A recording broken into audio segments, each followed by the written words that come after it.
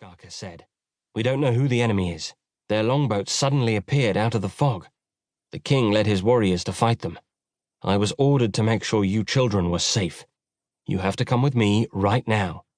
"Safe? Where?" Regin asked. "No more talking," Skaka said, and gripped Regin's arm. "Off we go." He pulled Regin along with him, and Buri had to jog to keep up. "What about Signy?" Buri asked. "She's waiting for you," Skaka said. "She was in her bedchamber, not like you two. I didn't have to run around looking for her." Skaka brought them down to a small mooring pier. A rowing boat was waiting for them. Signy was sitting in the boat, along with another of the king's most trusted men. "Oh, there you are." Signy breathed with relief when the boys jumped into the boat. She was wrapped in a large shawl to keep out the chill of the night. It covered her long blonde hair and most of her nightdress. They could still hear angry yells and weapons rattling somewhere in the darkness. The three children tried to guess how the fighting was going, but none of them said anything. Signy bit her lip to try not to cry. Regin squeezed his hands into his fists to deal with the anger he had no outlet for. Buri looked around anxiously for enemies approaching. "Let's get out of here quick," Skaka said, sitting down by one of the oars. The men grabbed one oar each, and the boat floated out onto the fjord. "Where are we going?" Buri asked.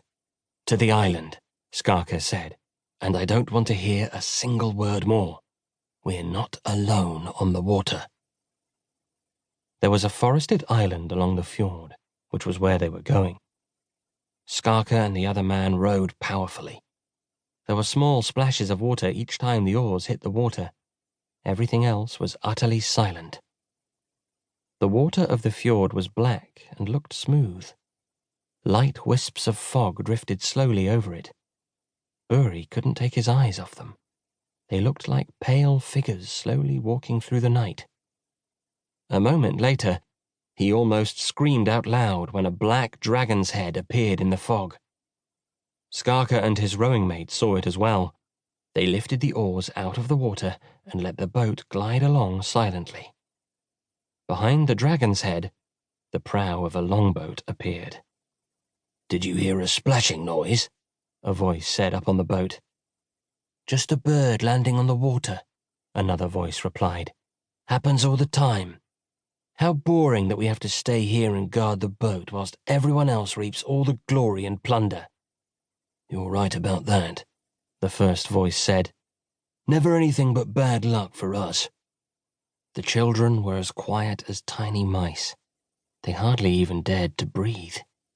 Instead, the boat drifted along silently on the current. Eventually, the longboat disappeared in the fog behind them. Skaka and his mate breathed a sigh of relief and grabbed the oars. Now they were making good progress again. The island finally appeared from out of the darkness. The boat slipped into a small inlet surrounded by tall trees. A man was waiting down by the water's edge. Skaka helped the children ashore and said, "This is Gruta Greybeard. He'll look after you." "I heard the attack was sounded," Gruta said. "Is it the king's dwelling?" "Yes, and things look grim," Skaka said. "We have to return right away and fight for our king." "I want to come too," Regin said. "Absolutely not," Skaka said. "This isn't a game for boys. When men go to battle, death's their constant companion." He got back into the boat, and it quickly sailed away from the island. The children looked curiously at Gruta.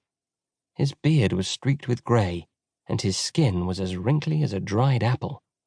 But his eyes were bright, and he stood with his back straight and proud.